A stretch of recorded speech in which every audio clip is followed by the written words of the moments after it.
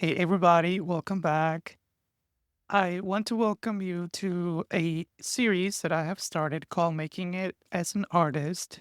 And today, I want to talk about what 3 years have taught me as a full time artist. You're watching this in January of 2025, and I'm excited to celebrate and talk about my journey as someone who decided to break away from working for someone else and switching that to working for me. And in today's episode, I want to give you all an overview or at least broad strokes information about lessons that I've learned in the last 3 years because it's been 3 great years, 3 long years, 3 difficult years. And I think it's important to talk about a lot of the things that normally I don't get to hear. As someone who has learned that sometimes it's difficult to sustain a business or just seeing the statistics of when businesses close, I think it's important to celebrate the milestones. I think it's important to celebrate that we're still here, that we are still doing it, and we're still making it. I want to give you a little bit of context before we dive in. When I was starting to thinking about becoming a full-time artist back in honestly 2021.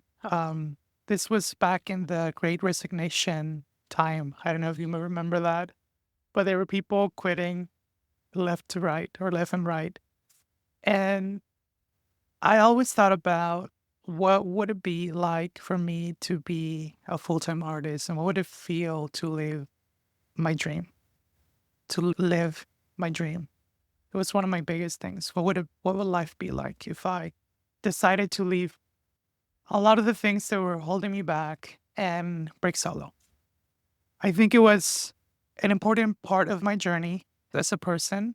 It certainly did not come with challenges or without challenges. It came with lots of challenges, a lot of learning, a lot of understanding where I was going, a lot of restructuring my life, and a lot of growth, lots of lessons. And today I want to share with you some of those lessons that I've spent and I've learned navigating my life as a full time artist in the last 3 years and talking specifically about the highs, the lows, and everything in between. So, again, it's important to talk about these things because why not? Why not? Why not celebrate? One of the reasons that I did this channel and started to do this channel is that I don't see a lot of Latino or Latinx artists out here as much as I would like. I think it's hard to be in a world where we're constantly hearing the same old narratives that artists can't do this or we can't be artists or these other things that are constantly holding people back. And I'm a huge believer in representation.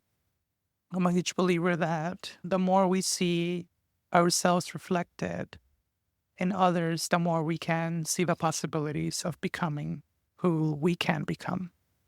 And by no means am I special. By no means am I the best artist out there. Definitely want to be honest. I don't come here to talk about things that can't be done. I talk about things that can. And I come here to celebrate. I come here to talk about the things that we can become as artists. And really, I think this goes beyond representation. I think comes with a showing people that with action, with things happening, we can become what we want to become. And I'm not at all saying that it's an easy road. I'm not saying that there are not systematic barriers preventing people from becoming what they can become. I'm not saying that. I'm very aware about things that are out of our control. And I understand that there are so many things that are happening behind the scenes. I just wanted to essentially come here and talk about those things that are important to talk about. I think that was a long introduction. Some of the questions that I want to address or start looking at right now is what would I say has been the most unexpected challenge that I've faced as a full time artist, and how did I overcome it? So, I don't think there has been or the most unexpected challenge, but one thing that I have been able to address lately or did not expect is how heavy the business was around financial planning, all the financial aspects of running a business. As an artist, I wanted to create and I still create. And a lot of the things that I do are not just art. I don't sit all day long or all week long or all month long or all year long, just painting or drawing or illustrating or taking pictures. There's so many things that go behind running an artist business that I did not really know as much. But through trial and error, I've been able to figure it out slowly, little by little. And that has been a lot of the financial part. Anything around understanding what a business is like, understanding what makes a business, learning all about profit, and essentially learning all about bringing in money so that I can continue living and paying my bills and essentially creating the work that I want to create. It has been a long learning curve since the beginning. I knew there was going to be some financial part of running a business and understanding. But to me, the most challenging, or one of the most challenging, has been overcoming or really balancing the financial understanding, the education that I am going through with the create, creating, making art has been one of the most difficult, but also one of the most fruitful and most exciting things that have happened. It's been difficult, but it's been hard as well. With that, I want to say that I'm not new to financial work. Previously, or before I became a full time artist, I had years of working in organizations where I managed budgets, where I wrote grants, where I looked for funding, where I managed expenses, where I processed payments, where I worked with people. So I brought a lot of that information to what I'm able to create now. And it's been helpful. But with a independent organization, independent entity, or independent business like mine, I had to learn a lot about the managing a behind the scenes, anything from the what is a bookkeeper, what is an accountant, what do accountants do, what do bookkeepers do, how do you pay taxes, how do you file taxes. So it's before I would work in an organization and someone in a separate part of the organization would have that type of work. They would be in charge of processing checks, paying people, filing things away, and I would just have to worry about the programming and delivering and working with people and that kind of thing. But here with independent business, I had to understand a lot about the nuts and the bolts of not only working with people and that front facing work, but also behind the scenes of what do I need to have as a foundation. So essentially doing some of those people's work so that I would continue to have and run my business. So I'm not going to say that I became an accountant or a bookkeeper or anything like that, but I began to understand some of the basics of what was it like to send invoices, track payments, have a customer relationship manager or management tool, CRMs, and information like that, how to essentially run a good foundation of a business. And again, when I became a full-time artist, I didn't really know what to expect. It was something that I did because of a lot of things that helped me take that decision. But eventually I was able to learn, and I'm actually very happy right now as I continue to grow, to bring in more people to help me. with some of these things so I can also focus on other opportunities, not only on the financial, but making sure that I'm also continuing to work with clients, continue to deliver on some of the work that I've been commissioned. And again, running a business it's a lot, but also I'm happy that I can continue to do this and not work for someone else. Now, granted, I still work for people and I work with clients. But one of the reasons that I really have liked is just having that independence of working with someone that aligns with who I am, with my values. And that could be another video. We could talk more about that later. But I think the most important part about this lesson is the unexpected financial work behind the scenes that I needed to learn more about. And again, I want to say this is not financial advice at all. It's information that I have gone through and information that I've learned for myself and the importance about keeping myself up to date with the things that I need to do. Again, it's been an exciting, unexpected, but also gratifying part of being an artist. It's been great so far. So I want to talk about the second question about the 3 years and what being a full-time artist have taught me. This would be on building sustainability. So what I've found is how do we grow sustainability? How do we grow sustainable businesses? And how do I continue to do the work that I am doing? And the question is, how have I approached creating a balance between creative work, financial growth, and personal well-being? So let's start with creative work. So I could go in deeply on each of these, honestly, but I'm going to keep it not superficial, but I want to keep it definitely um, broad strokes. But how do I balance between creative work, financial, and personal well-being? So for me, creative work is having a balance between the work that I want to create for myself and also working with clients that whose work aligns with the work that I want to create.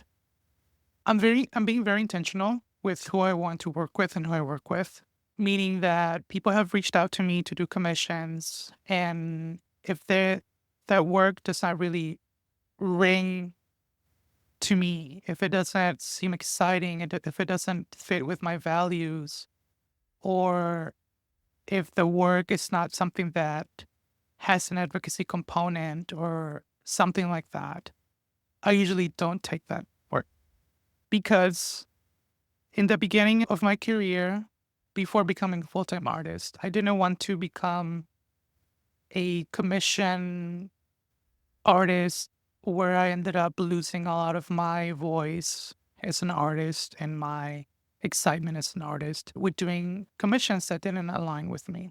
And I want to say that has been the case, especially in my early career. And to be honest with you, I didn't like that as much.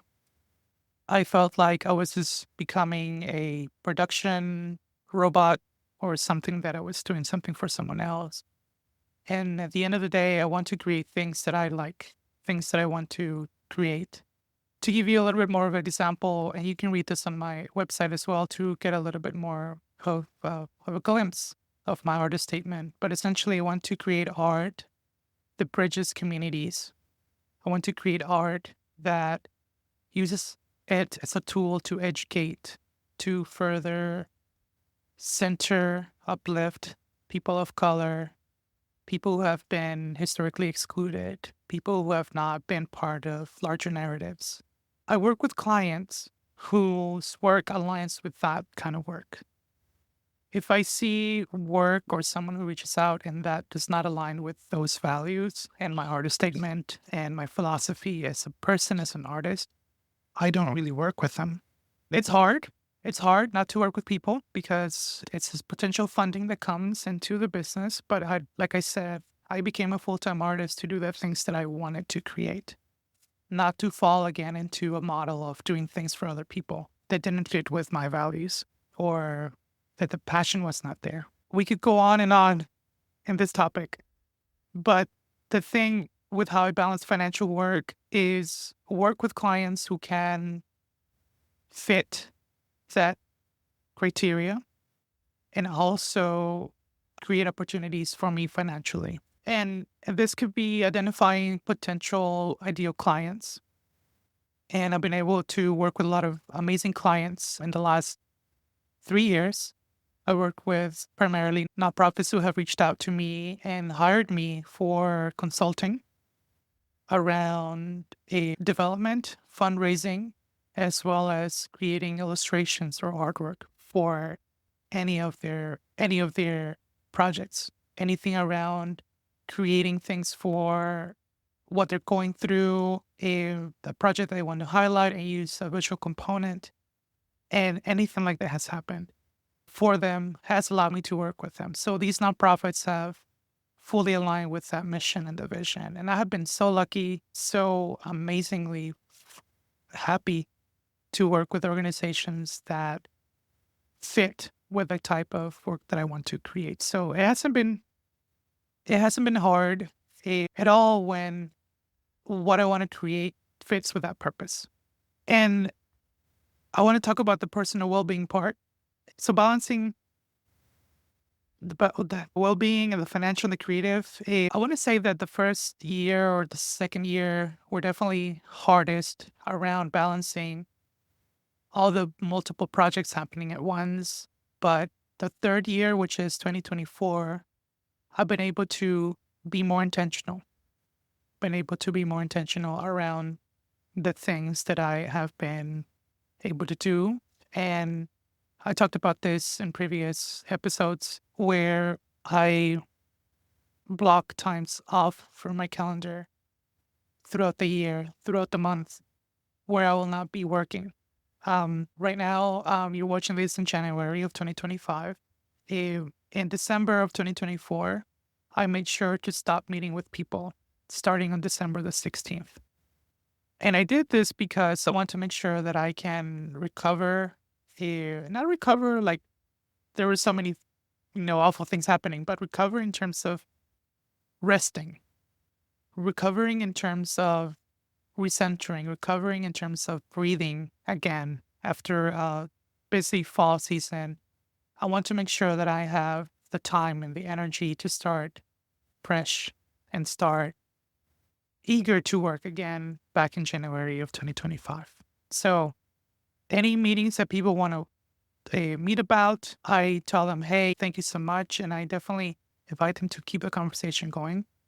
But I'm being very clear that I am closing for the year and saying, hey, I cannot continue this conversation right now because I want to take this time to recuperate, to recover, to breathe, to disconnect.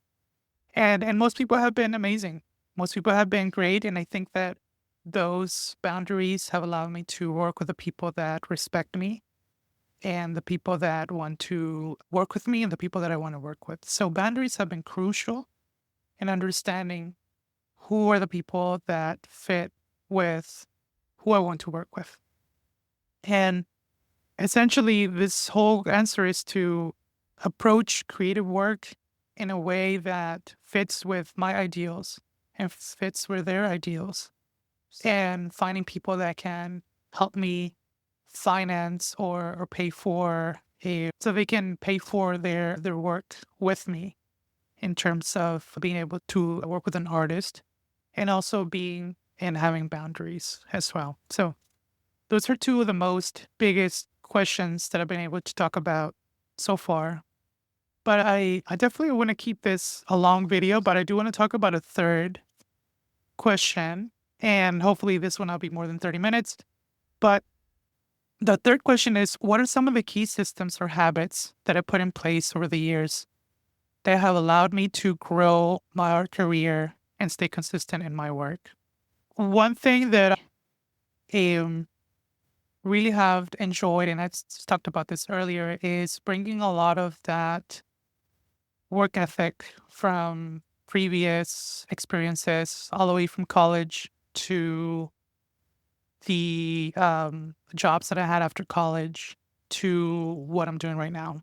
And that work ethic is a lot of things, anything from discipline, from still treating this as a 9 to 5, sometimes a 9 to 8 or 9 to 10. But I try to keep those weeks limited. I'm not trying to be burnt out at all. But I've been able to essentially have systems that allow me to do the work that I do. I have learned a lot about systems of operation,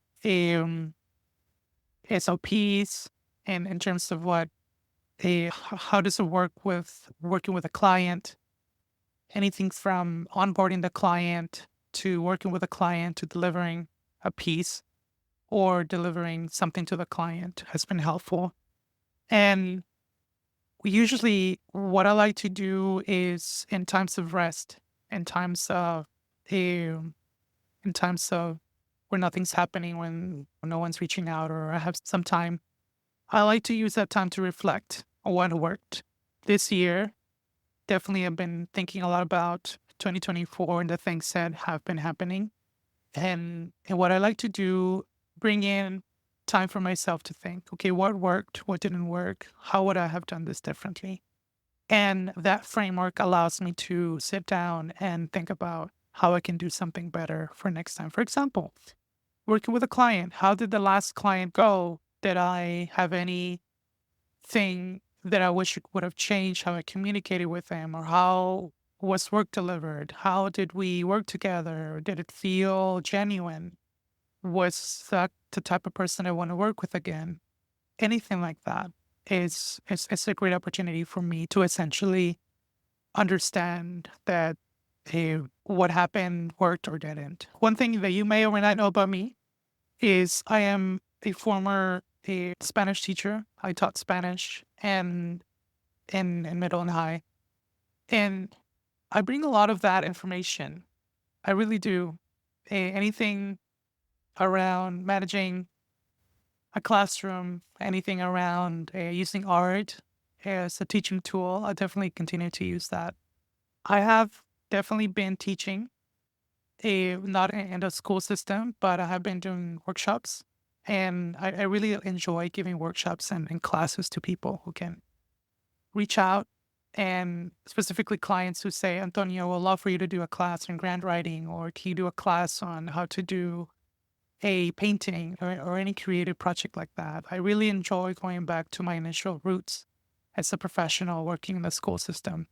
And one of the things that has kept me consistent in my work is this constant need for continuous learning. As a teacher, as a student of life, as someone who is studying how to run a business, as I run the business, one of my biggest values as a person is education. And a lot of the things that I do are around what I can learn about. So this is anything around reading articles online, subscribing to journals, subscribing to newspapers, subscribing to the public library resources in my community, anything around listening to podcasts, anything around watching other people's videos, anything around reading books, anything around purchasing materials that I can learn more about, have been a crucial part of my development as a person. I don't know everything out there. I'm pretty sure there will always be things to learn more about. Just as I keep learning about art, I'm sure there will always be things to learn more about businesses and running a business. So I want to definitely keep learning more about what it's like to run a business as I continue to grow, as I continue to do other projects. So again, definitely don't want to keep this video longer than 30 minutes. Let's continue. So those are the three main things that I want to talk about today. Of course, that's not exhaustive. It's not everything that I've learned the last 3 years as someone who has become a full-time artist, but I definitely wanted to give you a glimpse about the main thing is that this is definitely possible. Definitely an opportunity for artists to continue to be change makers, to continue to be people who can continue a lot of the things that are happening right now in this world. I think that arts are crucial. The arts will continue to be a mirror.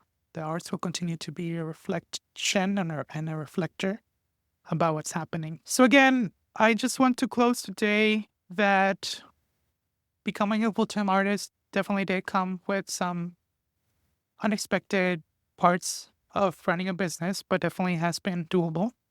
Some setbacks were part of the growth. I think that reflection is always an important part of how we grow as artists.